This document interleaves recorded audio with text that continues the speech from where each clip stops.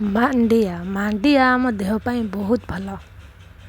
ये मांडिया को आमे केमती चूना करवा ताको अटा तैयारी करके बहुत गुड़ाए रेसिपी आमे तैयारी करि परिबा।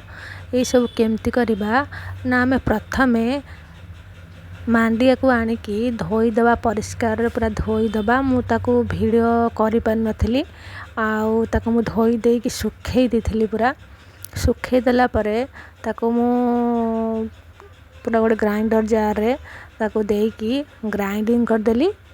ग्राइंडिंग करदेला परे ताको गोटे चला साहाय्य ताको पूरा चलेकी तार पूरा खदड़ को बाहर करदेली। खदड़ बाहर करदेले आमको रुटी हो कि खीरी हो लड्डू हो ये सब आम बनइबार सहज हम आउ पाटिकी भी आउ रुआ रुआ लागोनी भल लगे।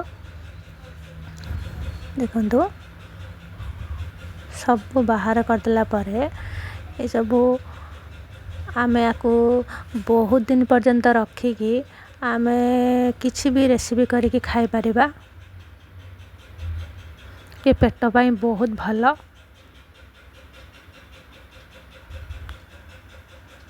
मांडिया अटा देखो केते सुंदर देखा जाउची। ताकू टिके ठंडा करदवा कारण आम ग्राइंडिंग करथिबा से गरम थिबो ता ठंडा कला परे गोटे डब्बा रे रखिदबा।